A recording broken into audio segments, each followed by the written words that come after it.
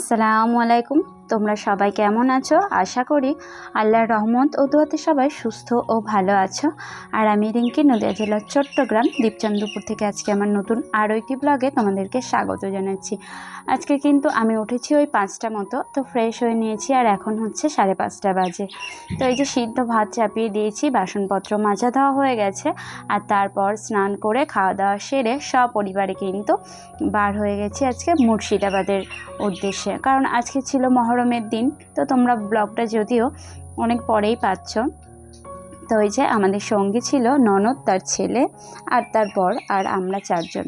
তো এই যে সবাই মিলে কিন্তু এখন আমরা চলে এসেছি আমাদের এখানে ধুবুলিয়া স্টেশনে। তো আজকের ব্লগটা অবশ্যই একটু বড় হবে, কিন্তু তোমরা শেষ অবধি থেকেও, আশা করি ভালো লাগবে। কারণ আমি যতটুকু জানি, আর এই রোদ গরমের মধ্যে বাচ্চা কাচ্চা নিয়ে যতটুকু জায়গা আমি ঘুরতে পারবো সমস্তটাই তোমাদের সঙ্গে ডিটেলসে শেয়ার করব।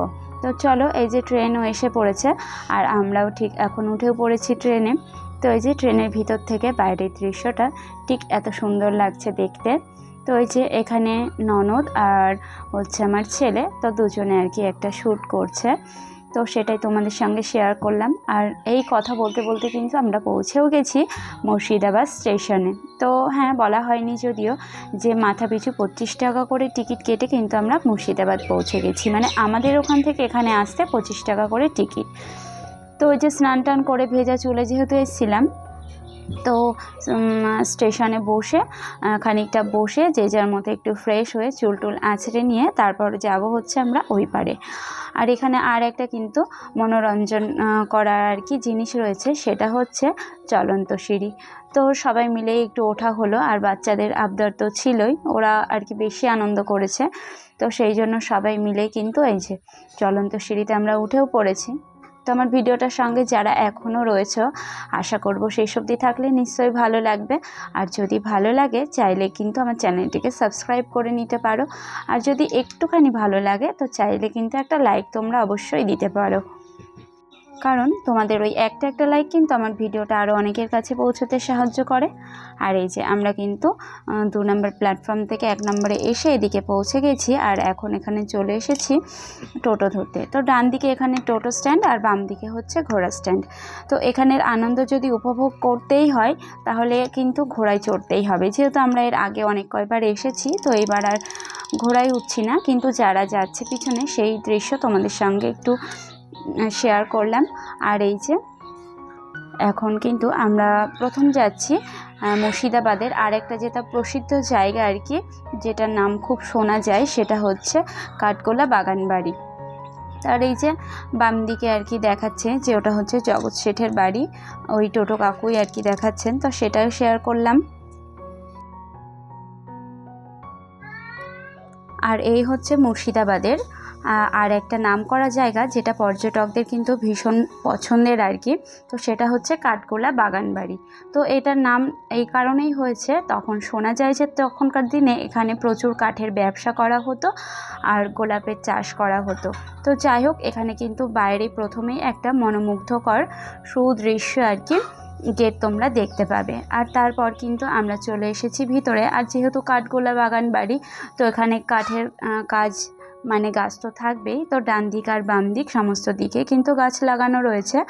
আর এই যে এখন কিন্তু আমরা ভিতরে ঢুকে তারপরে যাচ্ছি টিকিট কাটতে। তো এই যে পিছনে ভাইরা বুঝতে পারছে যে ব্লগ করছি, তো ওই জন্য আর কি ওরা একটু জিজ্ঞাসা করছিল। আর এই যে ঢুকেই কিন্তু ডান দিকে এখানে একটা ঘোড়ায় চড়া মূর্তি তোমরা দেখতে পাবে। আর তারপর টিকিট কেটে মেন জায়গায় কিন্তু আমরা পৌঁছে গেছি। এই যে দেখছো ডান দিকে, এটা কিন্তু চিড়িয়াখানা, আর সামনে যে মাঝ বরাবর ওটা হচ্ছে সেই বিশাল প্রাসাদ আর কি, যা প্রচুর অর্থ ব্যয় করে কিন্তু বানানো হয়েছে। আর বাম দিকের এটা হচ্ছে একটা সুড়ঙ্গ পথ। তো এই সুড়ঙ্গ পথ নিয়ে অনেক কথা, অনেক রহস্য সমস্ত কিছুই কিন্তু রয়েছে। আর এই কাঠগোলা বাগান বাড়িকে ঘিরে কিন্তু অনেক ইতিহাস রয়েছে। শোনা যায় দুগার বংশের 4 ভাই লক্ষ্মীপদ, জনপদ, মহীপদ ও ধনপদ তখনকার নবাবের কাছ থেকে মাত্র 1200 টাকায় এই বিশাল সুবিস্তীর্ণ জায়গাটা আর কি কিনে নেয়। তো সেটা পরবর্তীতে দখল করতে করতে কিন্তু 2500 বিঘা জমিতে পরিণত হয়ে যায় আর কি জায়গাতে। তো তার উপর এই বিশাল আর কি সুন্দর প্রাসাদ, তার সঙ্গে বাগান, মন্দির সমস্ত কিছু কিন্তু এখানে প্রতিষ্ঠা করেছে। তো আমরা কিন্তু প্রথমেই ডান দিকে যে চিড়িয়াখানা ছিল তো সেইখানে প্রবেশ করেছি। আর এই যে চিড়িয়াখানার ডান দিক, বাম দিক, একদিকে হচ্ছে মাছ, একদিকে পাখি, আর মাঝখান দিয়েও এই জলের মধ্যে কিছু মাছ ছাড়া রয়েছে। কিন্তু এখন যেহেতু বর্ষার সময় তাই সেই মাছগুলো আর কি পরিষ্কার বোঝা যাচ্ছে না। তো এই যে দেখো এখানে কিন্তু বিভিন্ন ধরনের, বিভিন্ন জাতির, বিভিন্ন রঙের ছোট ও বড় মাছ এখানে সংগ্রহ করে রাখা হয়েছে। শোনা যায় যে বাড়িটাকে তখন আর কি সমস্ত কিছু দিয়ে খুব শৌখিন করে রাখা হতো এই কাঠগোলা বাগান বাড়িটাকে। তো এটা হচ্ছে কাকাতুয়া পাখি, আর এটার সঙ্গে সবাই ম্যাক্সিমাম বেশি আর কি আনন্দ করছিল। তো তারপর ওই সোজাই কিন্তু চিড়িয়াখানার ভিতর দিয়েই তার পিছন দিকে রয়েছে একটা পার্ক। এখানেও জল দিয়ে বাঁধানো রয়েছে গোল করে, আর তার নিচে মাছ চারা রয়েছে, আর তার থেকে একটুখানি গিয়ে রয়েছে এই যে ফোয়ারাটা। কিন্তু ফোয়ারাটা হয়তো খারাপ, কারণ এখন যেহেতু সিজন, তবুও যেহেতু এখানটা থেকে জল বার হচ্ছে না, তার মানে নিশ্চয়ই ওটা খারাপ রয়েছে। আর হ্যাঁ, এই যে এখানে সেই বিশাল বড় উট পাখি, যা কিনা আমরা বইয়ে পড়েছি কিন্তু এরকম চোখে আমি দেখিনি, তো আজকে দেখে নিলাম। সেই বিশাল বড় উট পাখিও কিন্তু এখানে রয়েছে। আর তারপর চলে এসেছি ওই চিড়িয়াখানার ডান দিকটাতে আর কি, ঘোরার পথে ডান দিকে পড়ছে। তো বিভিন্ন ধরনের যে মাছগুলো ছিল সেগুলো ক্যামেরাবন্দি করেছি আর তোমাদের সঙ্গে শেয়ার করছি। তো চলো তারপর যাব হচ্ছে এই যে সেই সুড়ঙ্গ পথ। আর এই সুড়ঙ্গ পথকে ঘিরে কিন্তু অনেক রকম ইতিহাস রয়েছে। তার মধ্যে আমি যতটুকু জানি যে এই সুড়ঙ্গ পথটা কিন্তু ভাগীরথী নদীর সঙ্গে কানেকশান রয়েছে। আর এই সুড়ঙ্গ পথ দিয়েই নাকি জগৎ শেঠ এই বাড়িতে আসা যাওয়া করতেন। আর এই বাড়ির 4 ভাইয়ের সঙ্গে জগৎ শেঠের খুব একটা ভালো আর কি পারিবারিক সম্পর্ক ছিল। তো যাই হোক, আবার এটাও শোনা যায় যে এখানে কাঠের ব্যবসা যেমন ছিল তেমন এই 4 ভাইয়ের আর কি ভীষণ দুর্মূল্য কাঠ চোরা বাজারি করা এই ছিল তাদের কাজ। আর তারপর এই যে ডান দিকে এগুলো দেখছো, এগুলো কিন্তু ফুলদানি আর কি, মানে ফুলের টব। মাটির নিচে যাই হোক কোনোভাবে একটা কানেকশান ছিল, এখানে বিভিন্ন রকমের শৌখিন ফুল গাছ ওখানে লাগানো হতো। আর তারপর এই হচ্ছে সেই বিশাল প্রাসাদের সামনে বিশাল বড় একটা পুকুর আর কি নির্মাণ করা হয়, আর তাতে বিভিন্ন রকমের শৌখিন মাছও রাখা হয়। আর পুকুরটার চারিদিকে কিন্তু সিঁড়ি করে ঘেরা রয়েছে। তো দেখো পুকুরটাকে চারিদিক থেকে দেখতে কেমন লাগে সেটা একটু তোমাদের সঙ্গে শেয়ার করছি। একটা অপূর্ব সুন্দর দৃশ্য, আর এইটা যদি উপভোগ করতে হয় তাহলে কিন্তু আমাদের এখানে আসতেই হবে। আর সঙ্গে যদি একটা গাইড থাকে তাহলে তো কোনো কথাই নেই। আর এই যে সেই সুন্দর প্রাসাদটা সামনে থেকে দেখতে ঠিক এরকম। আর এই প্রাসাদে নাকি অনেক রকম শুটিং হয়েছে, সিনেমা হয়েছে কথিত রয়েছে। তো এই প্যালেসের মধ্যে কিন্তু তখনকার যে লক্ষ্মীপদ সিং তার আর কি বিশাল বড় খাট, তার লাইব্রেরি, তার অয়েল পেন্টিং, তার খাবার টেবিল, বিভিন্ন কিছু আর কি সংরক্ষণ করে রাখা রয়েছে। আর এখানে কিন্তু সেটার টিকিট কেটে ঢুকতে হয়, তো আমরা সেটার ভিতরে যাইনি। তো এই যে দেখো এই বিশাল পুকুর আর তার সঙ্গে এই সুন্দর প্রাসাদটাকে চারিদিক থেকে যেদিক থেকেই দেখবে সেদিক থেকেই কিন্তু দেখতে একটা খুব সুন্দর দৃশ্য। তো যাই হোক, এখান থেকে দেখে তারপর যাব হচ্ছে আমরা অন্য আরেকটি সাইডে, মানে এখানে আর যেটা যেটা রয়েছে। তো এই যে আবারও একবার তোমাদেরকে দেখাচ্ছি ঘুরে ঘুরে যে কেমন লাগছে দেখতে। তো আমার তো মনে হচ্ছে যে মানে সামনাসামনি দেখার থেকে ক্যামেরাতে আরও বেশি সুন্দর লাগছে। আর দেখো পুকুরটাকেও কিন্তু দেখতে দূর থেকে বেশ সুন্দর লাগছে। আর হাতে হাতে তো সবার ফোন, মানে ম্যাক্সিমাম সবাই ভিডিও, কেউ শর্ট সবই করছে। তো যাই হোক, তারপর চলে এসেছি এখানে একটা হচ্ছে মঞ্চ। তখনকার দিনে আর কি এখানে কি হতো, রোজ রাতেই শোনা যায় যে জলসা হতো। তো এখানে কিন্তু তখনকার যে নামকরা হীরাবাই সেও কিন্তু নাচ করতে আসতো। তো এখন সেটাকে সংরক্ষিত করে রাখা আছে, আর এটা মাটির থেকে কিন্তু অনেকটা উঁচুতেই করা রয়েছে। আর তারপর ওই যে বলেছিলাম প্রথম দিকে যে এখানে গোলাপের চাষও হতো। তো এই যে এগুলো কিন্তু গোলাপের গাছ, কিন্তু এখন একটাও ফুল নেই, হয়তো সিজনের কারণেই নেই। আর তার পাশেই রয়েছে মহাবীর মন্দির, তো এই যে এই মন্দিরটা কিন্তু শ্বেত পাথরে আর দেখতে খুব সুন্দর। আর তার অপোজিটে রয়েছে একটা পুকুর, একটা নর্মাল পুকুর, আর তার মধ্যে এখানে দেশি কিছু মাছ রয়েছে যার সাইজগুলো কিন্তু বিশাল বড় বড়। আর যে আসছে সেই কিন্তু এখানে খাবার বিক্রি হচ্ছে, তো সেগুলো নিয়ে আর কি খাওয়াচ্ছে। তো এখানে আমার ছেলে, মেয়ে, ননদের ছেলে তারাও দিয়েছে আর খুব আনন্দ করেছে। তো দেখো মন্দিরটা কিন্তু বাইরের থেকে যেমন সুন্দর, ভিতরটাও হয়তো আরও বেশি সুন্দর, কিন্তু আমরা সেটা ভিতরে যাইনি।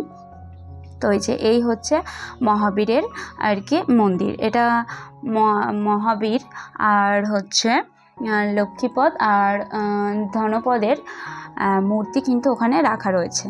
তো তারপর চলে এসেছি জাফরগঞ্জে। তো এই জাফরগঞ্জ হলো, এটা হচ্ছে বেঈমানের নিমক হারামের দোরগড়া।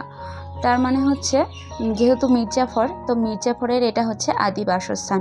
তো যখন পলাশীর যুদ্ধের পর সিরাজউদ্দৌলা হেরে যান আর মুর্শিদাবাদ হতে ভগবানগোলা হয়ে নদীপথে রওনা হন, তখন ঠিক ওই মির্জাফরের এক সেনা তাকে প্রথম দিন রাজধানী মুর্শিদাবাদে এক রাত রেখে তারপর এখানে এনে তার সন্তান মিলনের তত্ত্বাবধানে এক কুঠারে আর কি এক সেনা দিয়ে তাকে নিহত করা হয়, তাই এটাকে বেঈমানির কুঠির বলা হয় আর কি। তো তারপর এই জাফরগঞ্জেই চলে এসেছি সেই বেঈমান মির্জাফরের কবরস্থান। তো এখানেও আমরা কিন্তু প্রবেশ করিনি। শোনা যায় এখানে 1100 কবরস্থান রয়েছে, কিন্তু তারও বেশি রয়েছে। শুধু তার ছোট ছেলে মিলনের কবরস্থান কিন্তু এখানে নেই, সেটা রয়েছে বিহারে। আর তার প্রিয় 2 পাখি, সেটার কবরও কিন্তু এখানে দেওয়া হয়েছে। আর তারপর আমরা চলে এসেছি মুর্শিদ কুলি খাঁর কন্যা আজিমুন্নেসা বেগমের জীবন্ত কবরস্থানে। তো এটাও শোনা যায় যে তার এক দুরারোগ্য ব্যাধি হয় আর তার চিকিৎসক তাকে বাচ্চাদের কলিজা খেতে বলে। তো সেই কারণে সে সেটা নেশায় পরিণত করে ফেলে, যার কারণে তার শাস্তিস্বরূপ তাকে জ্যান্তই কবর দেওয়া হয়। আর এই যে তার কবরের উপর দিয়ে কিন্তু সিঁড়ি করে দেওয়া হয়, আর উপরে একটা স্থাপিত করা হয় আর কি সুন্দর একটা ডিজাইন। কারণ তাকে পারিয়ে বা মারিয়ে আমরা যখন উপরে যাব বা নামবো, যে তার যেহেতু পাপটা কমে যায় আমাদের পায়ের নিচে থেকে থেকে, এরকম একটা ভাবনা চিন্তা করে তাকে জীবন্ত কবর দেওয়ার পর তার উপর দিয়ে আর কি সিঁড়ি করে দেওয়া হয়। আর উপরটা এই যে বিভিন্ন রকম স্টাইলে আর কি পার্কের মতো করে গাছ লাগিয়ে দিয়েছে। আর ওই যে একটা ভাঙা পুরানো জরাজীর্ণ আর কি স্তূপ রয়েছে।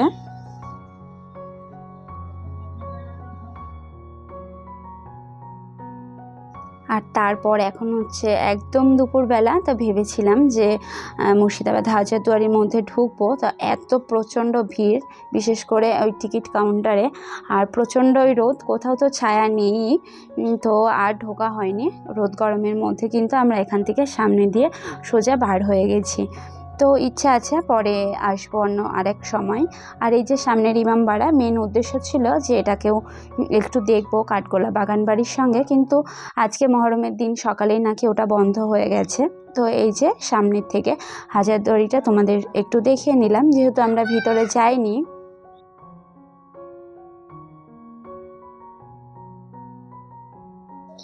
ভিডিওটা যদি একটু ভালো লাগে প্লিজ একটা লাইক দিও, কারণ তোমাদের কিন্তু একটা লাইকই আমার ভিডিওটা আরও অনেকের কাছে পৌঁছতে সাহায্য করে। আর এই যে এত রোদ্দুরের মধ্যে আর কি ক্যামেরার দিকে তাকাতেও পারছি না, দাঁড়াতেও পারছি না। আর আমাকে ফেলে কিন্তু এখানে বাকি সবাই চলে গেছে, তো আমি একা পিছিয়ে গেছি একটুখানি ভিডিও আর কি তুলতে গিয়ে।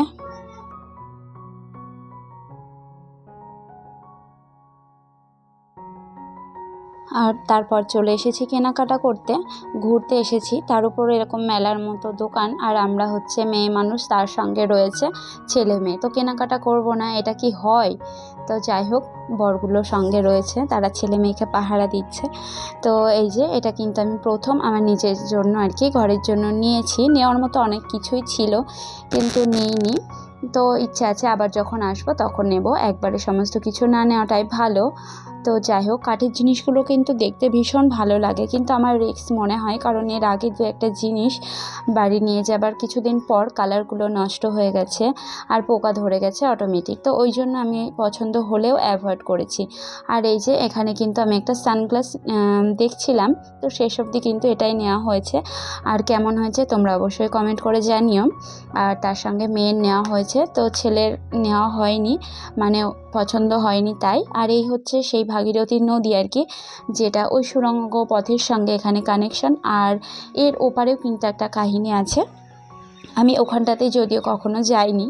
আর তারপর কিন্তু আমরা এখানে মতিঝিল পার্কের বাইরে যে দোকানগুলো আর কি, তো সেখানে একটু খাওয়া দাওয়া সেরে নিচ্ছি। ছেলে নিয়েছে এখানে বিরিয়ানি, আর আমরা নিয়েছি সবজি ভাত। আর মেয়ে তো কোলের মধ্যে ঘুমিয়ে গেছে। আর এই যে তারপর খাওয়া দাওয়া সেরে এখানেও মাথা পিছু 30 টাকা করে টিকিট। তো সেই টিকিট কেটে কিন্তু আমরা এই ভর দুপুরবেলা ঢুকে পড়ছি মতিঝিল পার্কে। তো মতিঝিল পার্কে আসতে হলে কিন্তু মেন বিকেলের পর বা সন্ধ্যার দিকে আসলে বেশি আনন্দ হয়। যদিও আমরা অনেক দূর থেকে গেছি, বাচ্চা কাচ্চা রয়েছে, ফেরার একটা ব্যাপার রয়েছে, তো কিছু তো করার নেই। যেতে হলে ওইভাবে যেতে হলে শুধু বিকেলে এখানের উদ্দেশ্যেই যেতে হবে। তো এই যে এখানেও ডান দিক বাম দিক আছে আর কি, দুই দিকে আর কি ওই ঝিলের সাইড বরাবর গাছ লাগানো রয়েছে, রাস্তা রয়েছে, আর মাঝখানগুলো বিভিন্ন ডিজাইন করা রয়েছে। আর বাচ্চাদের তো পার্ক মানেই বুঝতে পারছো, জাম্পিং, তারপর ভীষণ ভ্যারাইটিস রাইড, সাইকেল, তারপর হচ্ছে ট্রেন, টয় ট্রেন, এগুলো কিন্তু সব এখানে রয়েছে। তবে হ্যাঁ, জাম্পিং, সাইকেলিং আর টয় ট্রেন এগুলো কিন্তু রেন্ট মানে ভাড়া করে তারপর ঘুরতে হবে। তো যাই হোক, এই যে বসে একটু রেস্ট নিয়ে তারপরে কিন্তু এখানে মোটামুটি ঘোরাঘুরি করেছি। আর এই যে বলছিলাম টয় ট্রেন, তো টয় ট্রেন কিন্তু এখন ঘোরাতে নিয়ে চলে যাচ্ছে পার্কের এক মাথা থেকে আরেক মাথা, পুরোটা ঘুরিয়ে নিয়ে আসবে। তার জন্য লাগবে কিন্তু 40 টাকা। আর এই যে ছেলে মেয়ে কিন্তু এখানে দোলনা পেয়ে পাগল হয়ে গেছে আর কি। তো এই যে তারাও একটু আনন্দ করছে, তার সঙ্গে তো সব বাচ্চা কাচ্চাই রয়েছে। তো এখানের সিনারিটাও কিন্তু খুব সুন্দর দেখার মতো। আর ঘোরার জন্য প্রচুর মানে সামনের দিকে জায়গা রয়েছে। আর এখানে সবাই আগে এসে যেখানে যায় সেখানে এখন যাচ্ছি, সেটা হচ্ছে যেখানটা বিশ্ব বাংলা লেখা রয়েছে আর কি। তো এই যে সোজা বেরিয়ে যাচ্ছি সামনের রাস্তা ধরে। তো এই যে সামনেই কিন্তু আছে বিশ্ব বাংলা, ওখানটাতে সবাই মাস্ট যাবেই ভিডিও ফটো সমস্ত কিছু শ্যুট করার জন্য। তো এই যে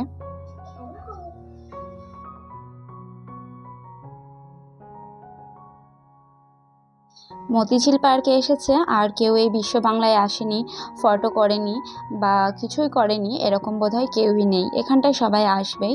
আর এরও সাইডে কিন্তু আরও অনেকটা ভিতরে জায়গা রয়েছে। আজকে আমরা অর্ধেকটা ঘুরতে পেরেছি, আর খানিকটা গেছি, তো তারপর কিন্তু আবারও ফিরে এসেছি বাড়ির উদ্দেশ্যে।